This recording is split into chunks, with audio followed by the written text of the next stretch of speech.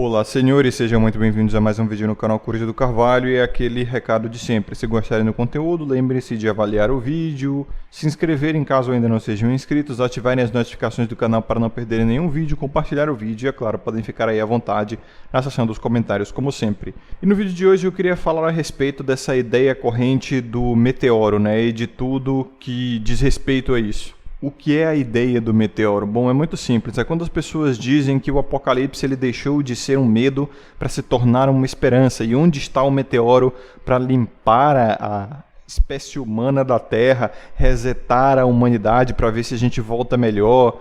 E esse tipo de comentário é muito comum aqui no meu canal em vídeos e postagens mais fatalistas, né? Principalmente a respeito do comportamento feminino, que é o maior investimento emocional dos homens, que eu, inclusive, me comprometi no começo desse ano, no primeiro vídeo desse ano, no primeiro vídeo gravado, né, não aquele que foi repostado nas minhas plataformas alternativas, a destruir isso nos homens, cara, esse investimento emocional que eles têm no feminino que acaba os fazendo sofrer tanto. E como diriam os gregos, né, mais precisamente os estoicos, a raiz de todo o sofrimento, cara, é o apaixonamento, tá? São os desejos. É justamente por desejar mudar que você sofre. É justamente por achar que você tem um plano para a sociedade que você acha que o atual estado dela merece um grande reset. Agora, veja só como todo esse fenômeno do meteoro ou do apocalipse como esperança é extremamente egocêntrico. Comentários como esse, que perguntam onde está o meteoro e que o apocalipse deixou de ser um medo para se tornar uma esperança, chegam a ter centenas de likes nas minhas publicações ou nos meus vídeos, principalmente nos vídeos mais fatalistas, provando que os caras entenderam o fatalismo e o determinismo biológico de maneira completamente errada. Eles se definem a partir disso, eles expandem a própria existência a uma noção de sociedade, o comportamento feminino, ou de saúde, de como as outras pessoas deveriam agir. É aquele ditado, né?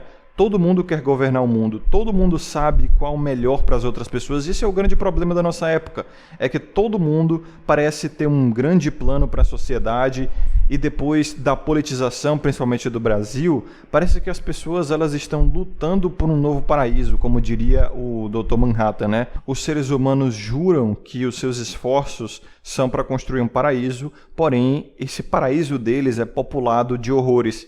Então você pega todos os espectros políticos atuais e todo mundo acha que sabe o que é melhor para você. Todo mundo acha que tem um grande plano para o mundo e que a ideia deles vai dar certo. Veja como isso é egocêntrico.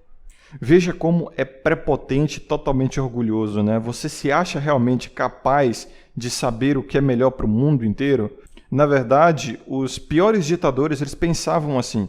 E, novamente, esse pode parecer um discurso bastante liberal, né? Mas é um fato. Lembre-se, esse canal não tem espectro político e eu tento fazer o mínimo de juízo moral possível, embora muitas vezes seja inevitável, afinal eu sou um ser humano.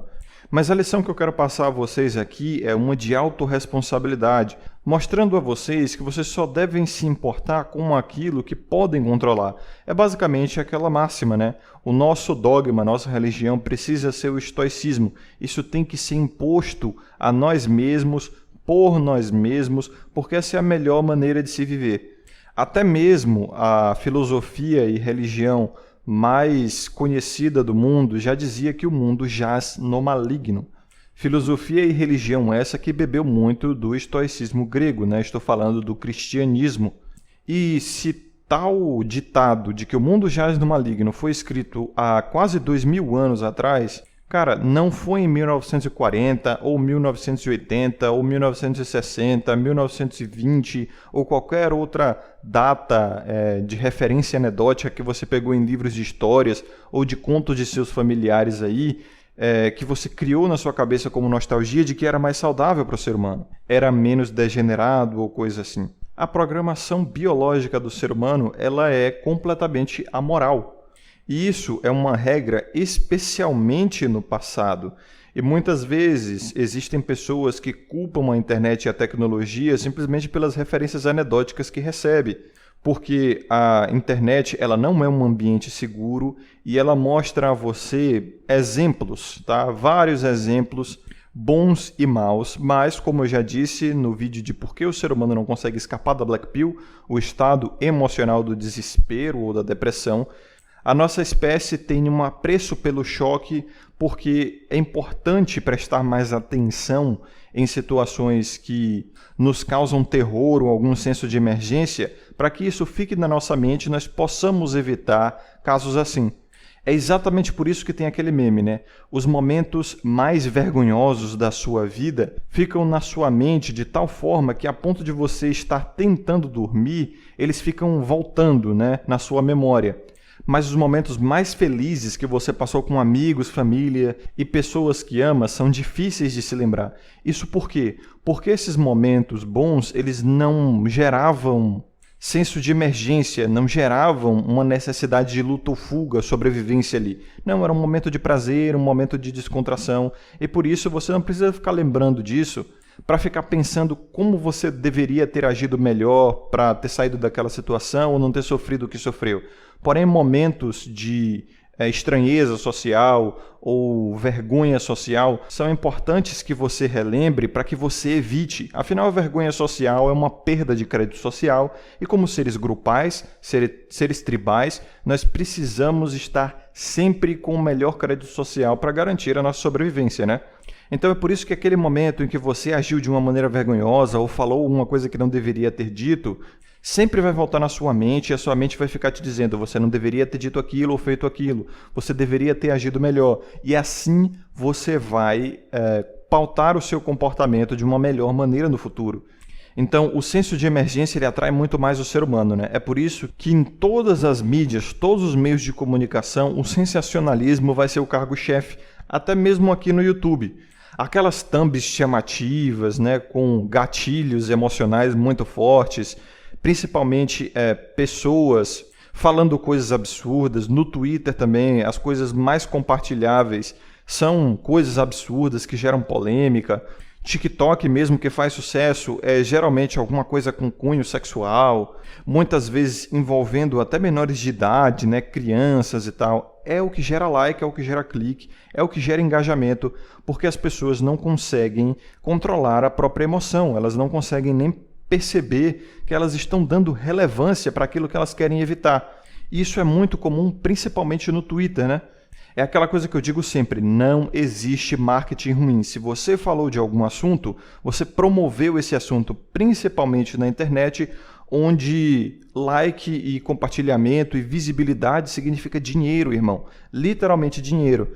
As próprias mídias sociais e plataformas já perceberam isso. É por isso que removeram a contagem de dislike, né, no YouTube. Não tem mais contagem de dislike nem nos comentários nem nos vídeos. É tudo ocultado. Só fica, obviamente, para o produtor de conteúdo que consegue ver como feedback quem está desgostando dos seus vídeos, né?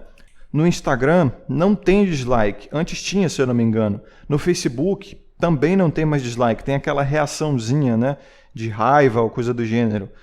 Twitter também não tem dislike. Os próprios magnatas, né, os grandes gênios da tecnocracia já descobriram algo que é óbvio. A mente humana trabalha melhor sem contagem de dislike. E eles lucram mais com isso. Então lá no Twitter já cansaram de me promover por postagens que eu faço lá que revoltam as pessoas sobre dolls, sobre o comportamento feminino. Você sabe muito bem que eu não tenho papas na língua, principalmente lá no Twitter, que é um meio muito mais livre, né, do que aqui no YouTube, não tem tantas diretrizes e tal. E os caras não cansam de retweetar, não cansam de comentar a respeito e só me dão visibilidade, só me dão espaço. E é aquele ditado genial do Jack Sparrow no filme Piratas do Caribe, né? Se não me engano é o primeiro. O corsário lá, que eu esqueci o nome, diz: você, Jack Sparrow, deve ser o pior pirata de que já ouviu falar. E o Jack Sparrow simplesmente responde: mas você ouviu falar de mim. Ou seja, como diria a filósofa moderna Valesca Popozuda, quem fala de mim é quem faz a minha fama. Fale bem ou fale mal, mas fale de mim. As pessoas que vivem de polêmica, tá? Sendo celebridades ou subcelebridades, ou não sendo nem isso, que são só carentes de atenção mesmo, carentes de validação, absolutamente anônimos, que querem fazer um TikTok que vai estourar aí por alguma coisa absurda, como, sei lá, aquela mãe que estava mostrando uma lingerie na frente do filho menino de 7, 8 anos de idade. Ela assim, seminua na frente dele, o TikTok lá rolando e ela dançando aquelas músicas de baixíssimo calão. E aí todo mundo compartilhando, veja só que absurdo. Sobre o comportamento feminino também tem muito isso, né? As mulheres elas vão lá, falam alguma coisa absurda, principalmente de cunho sexual, e aí tem aquela coisa também da neotenia, né? O homem, quando ele vê assim um rosto feminino, por conta da neotenia, ele atribui aquela santidade e inocência tipicamente infantil. E o que eu estou falando aqui nem é a minha opinião, isso é ciência pura. E aí o homem se comove. E o que o homem espera, né, desse investimento emocional que ele faz é exatamente o que ele espera de uma criança. Ele espera que uma criança seja doce, meiga, cheia de ternura e totalmente adorável. Porém, quando ele vê um comportamento adulto e sexualizado de uma pessoa que de fato é adulta, ele entra num conflito interno. E as próprias referências dele de infantilidade, de doçura, de ternura, de pureza, de inocência, ingenuidade, ou seja lá o que for, começam a ser ameaçadas. Então é tudo um senso egoísta. Ele se sente ameaçado ao ver aquilo ali. As definições dele de sagrado estão sendo ameaçadas, né? E isso abre espaço para aquele famoso ataque moral. De que o homem é só um imaturo, que ele está nervosinho porque a santinha que ele vê ali foi deturpada, ou seja lá o que for. Esse é o grande problema, tá? Se você não controla suas emoções, alguém vai controlar. Então, o que é que as pessoas estão comunicando para outras que fazem coisas polêmicas, né, na internet? Que é isso que rende atenção, é isso que rende like, é isso que rende até mesmo lucro. Então é óbvio, a tecnocracia vai eventualmente promover esse tipo de conteúdo. Até o próprio algoritmo, que não tem investimento emocional nenhum, só faz o que é mais eficiente, vai promover esse tipo de conteúdo. E isso gera uma falsa associação do ser humano em culpar a tecnologia pela degeneração do mundo. Sabe por quê? Porque, como eu disse, a internet ela não é um ambiente seguro, e ela dá mídia para muitas coisas, né? Principalmente na era do algoritmo, vai dar mídia para o que as pessoas mais dão relevância. E o próprio determinismo biológico humano, por questões de sobrevivência, dá mais relevância para coisas chocantes. Então, a própria natureza humana ela é absolutamente inescapável. Então, vocês têm que ter essa visão, tá? Foi o que eu falei no vídeo anterior sobre o determinismo biológico como desculpa para fracassar. O determinismo biológico ele está aí como referência para você saber o que é mais saudável para você, saber quais são as suas demandas emocionais e como você opera. Eventualmente também como as outras pessoas operam e buscar ali a melhor posição, né, a mais saudável possível dentro da sociedade e o estilo de vida mais saudável possível para você mesmo. Então você vai precisar de muita independência e autorresponsabilidade para saber qual é a posição mais confortável e saudável para você, né? Então toda essa esperança apocalíptica inicia-se principalmente a partir de um investimento emocional, tá? E esse investimento emocional é, claro, uma expansão do seu próprio ego. Você expande o seu ego, a definição que você tem de si mesmo, para uma sociedade ou o estado do comportamento feminino ou a situação do mundo exterior, ou seja lá o que for, como se a sua vida dependesse disso, e não é verdade. Nem a sociedade depende de você e nem você depende da sociedade de forma objetiva. Você é um membro da sociedade, você não faz parte dela. Você não é dela, você está nela e por tempo determinado. Então, ao expandir o seu estado emocional a coisas exteriores a você, você literalmente atrela a sua condição à condição dessas coisas exteriores. E se essas coisas exteriores estiverem mal do seu ponto de vista, você vai ficar mal. Então veja que você mesmo criou a sua própria dependência, você criou a sua própria escravidão. Você mesmo pôs os seus grilhões em você, né? E a liberdade disso aí, quem muito nos ensina é a filosofia mais oriental, principalmente a indiana ali, a japonesa, né? A hindu e a budista, por exemplo, que são religiões e filosofias das mais zens que existem, também muito estoicas. A flor de lótus, ela é o símbolo de paz interior. Por quê? Porque a flor de lótus é hidrofóbica e ela vive na água, porém ela entra na água e não se molha. Ela é como se fosse uma Vitória Régia, né? Ela tem uma pequena membrana e também uns olhos ali na parte exterior dela que a tornam hidrofóbica, né? A gotinha de água simplesmente não penetra na planta. Ela escorre. Então, assim, É a planta que está na água e não se molha. Não tem aquele ditado, está na água para se molhar, pois a flor de lótus ela está na água e não se molha. É exatamente isso que as filosofias hindu e budista nos ensinam, principalmente porque por questões culturais ali, né? E ambientais também, né? O ambiente e a cultura nas quais essas religiões surgiram eram de bastante escassez. O próprio Gandhi, ele era hindu e basicamente ele conseguiu libertar a Índia do controle da Inglaterra, né, através do quê? Do minimalismo, através dos controles dos desejos e das necessidades. Então toda essa filosofia ali da Índia e tal, ela nos ensina exatamente isso, né, que a chave para a liberdade mesmo é nos livrar dos desejos, nos livrar dos prazeres e nos tornarmos mais minimalistas e vivermos só com o necessário. Os monges tibetanos, etc., a maior concentração de monges está por ali naquela área.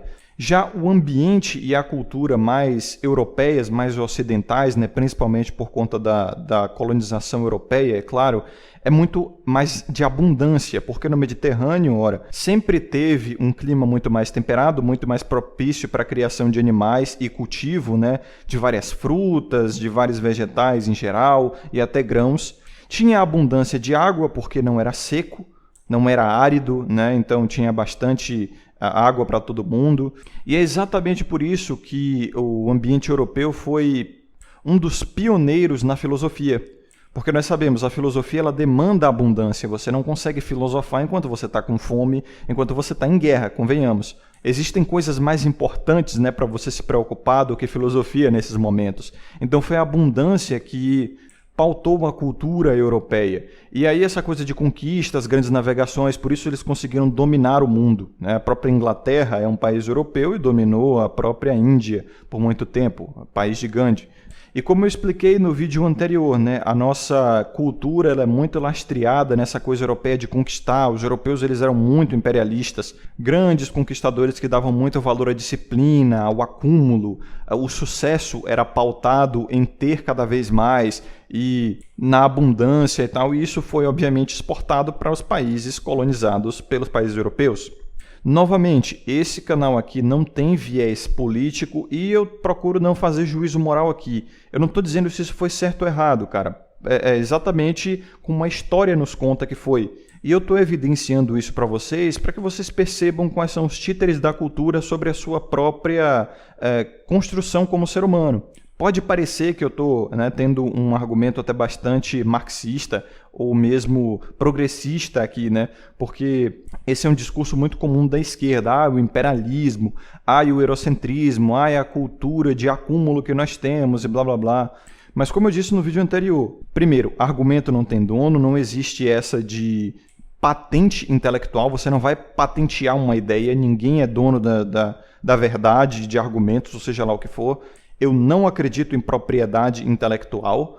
Ideias não têm dono, em primeiro lugar. E, em segundo lugar, o problema das críticas da esquerda é que elas são totalmente enviesadas para um sistema, né? Totalmente politicamente enviesadas para uma questão de socialismo, comunismo e mais um monte de viagem aí. Como eu disse, é um toque de Midas ao contrário. Tem muitos argumentos bons, mas que são usados até muitas vezes de maneira mau caráter. Mas enfim, em resumo, o que eu quero dizer a vocês é que a nossa cultura ela é muito assim, né? É uma cultura muito expansionista até no nosso próprio ego. Nós vamos expandindo a nossa existência para coisas exteriores a nós e por isso a gente sente que tem que estar tudo muito bem no exterior, né? Tem tudo que está muito perfeitinho para que nós nos desenvolvamos. Isso não é verdade. O mundo ele nunca foi perfeito, o mundo sempre foi cheio de problemas. E essa é a realidade, é uma das poucas certezas que nós temos nessa vida, além de que vamos morrer, é que o mundo nunca será perfeito, ele nunca terá zero problemas. Então parece que a nossa grande guerra, né, como diz o Tyler Durden lá no filme Clube da Luta, que é um dos canônicos aqui do nosso meio, a machosfera, ele diz: a nossa grande prisão é a mente, E a nossa guerra é espiritual agora. Então é por isso que o filme Clube da Luta, por essas e outras, né, também por ser ali um ambiente exclusivamente masculino, onde eles desenvolvem a própria masculinidade deles através inclusive da violência, né, dando vazão a esse instinto de competição e até violência que o masculino tem de uma maneira até segura. Enfim, eu tenho que fazer uma análise sobre esse filme também, que é incrível. Mas ele mostra que essa materialidade é o que faz o homem em si sofrer, o homem mesmo, do sexo masculino principalmente. E que a gente tem que dar mais foco em questões espirituais. E eu já fiz vídeo sobre a Red Pill espiritual aqui. A espiritualidade, ela não é necessariamente uma energia, uma alma que flui do seu corpo e viaja por aí. Não necessariamente. A espiritualidade, a priori, são valores, moral, ética, diretrizes para a própria vida, princípios, né? Então, quando Tyler Durden diz que a nossa grande guerra é espiritual, é isso, nós estamos lutando para nos descobrir e, na verdade, redescobrir os nossos próprios valores, porque a sociedade ela já não dá mais, entre aspas, valor para os valores antigos e não dá simplesmente para você operar na sociedade de maneira funcional para si mesmo com valores antigos no século XXI, né, na década de 2020, no mundo tecnocrático, altamente informacional, altamente globalizado, que muda toda hora. Então a nossa grande guerra é isso, cara, nos descobrir, né? E a nossa grande prisão é o quê? A mente, nossa própria mente. Então por isso que muitas vezes a gente tem essa ideia de que o mundo tem que estar perfeito para a gente prosperar. E não, o mundo nunca foi perfeito, nunca vai ser perfeito. Então é o que eu vejo, né, na machosfera, o problema dos homens atualmente, né, a guerra espiritual e a prisão mental que eles têm é: o mundo será melhor, ou eu serei feliz quando, ou eu seria feliz se. Eu só queria que, entendeu? Esse é o grande problema.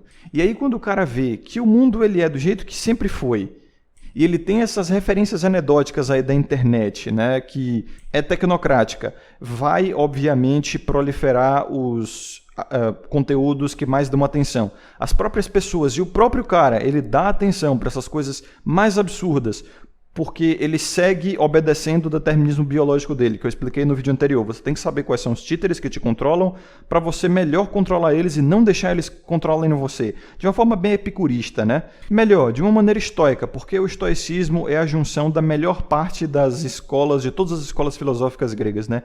É a melhor parte do cinismo, a melhor parte do hedonismo, a melhor parte do epicurismo, é a melhor parte até do dogmatismo. E até do niilismo. O niilismo, obviamente, não é uma escola grega. Então aí o cara tem essas referências anedóticas aí que ele mesmo corrobora para que elas existam, e aí ele fica só prestando atenção nisso. E daí muitas pessoas dizem que a internet não é um ambiente real, a internet isso e aquilo. Não, a internet ela é uma ferramenta que pode ser muito realista, mas depende da maneira com a qual você usa, ao que você dá atenção. Então é por isso que tem que ter autorresponsabilidade, cara. Quem é que vai se responsabilizar por isso por você? Ninguém, é só você que pode controlar o que você dá atenção. Na internet você pode tirar sim várias red pills, você pode aprender muito, você tem que usar ela da maneira correta. Cara, se a internet ela tá te trazendo mais malefício do que benefício, você está usando da maneira errada. Você tem que rever aí as suas diretrizes de uso da internet, suas formas de usar a internet e o que você está dando atenção. A internet ela tem que vir para melhorar, assim como tudo que você usa como ferramenta na sua vida. Principalmente as coisas que eu digo aqui no canal, né? Você tem que ter autorresponsabilidade de saber o que é melhor para você, cara. Isso ninguém vai poder dizer o que é melhor para você, além de você mesmo. Então assim, uso de dolls, uso de pornografia, masturbação, videogames, bebida, GP, etc. Cara, se tá vindo para melhorar e tá num ritmo bom para você, vai na fé. Agora, se tá trazendo problemas para a sua vida, você tem que rever isso aí.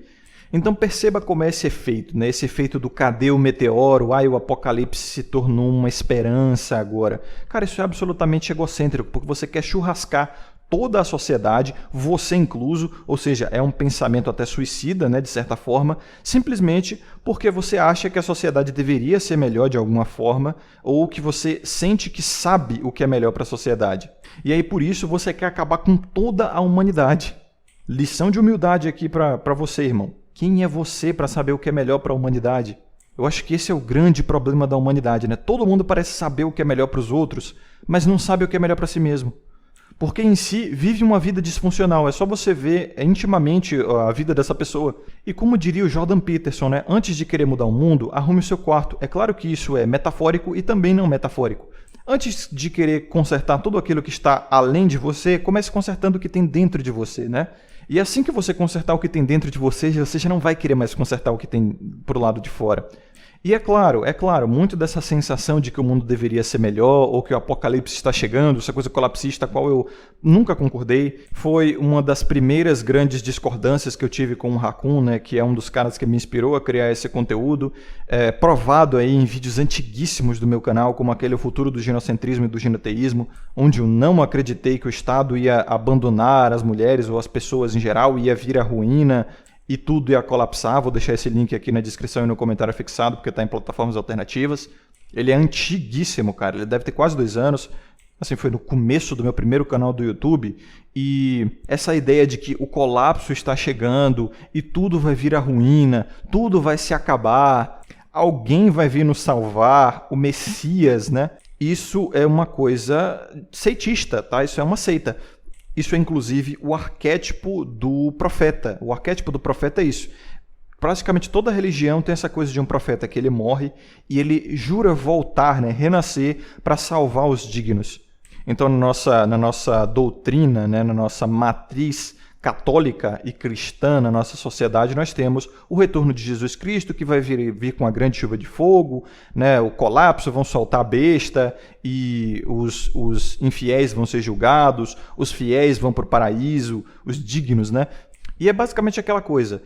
Todo mundo acha que é digno, ou pelo menos todo grupo acha que está fazendo certo. A galera de esquerda acha que é digna e que quando o amor vencer, quando eles conseguirem instaurar o sistema idílico deles, eles vão ser os escolhidos e vão expurgar os fascistas ou os grandes inimigos e tal. Você vê tudo seitista, é tudo religioso, cara.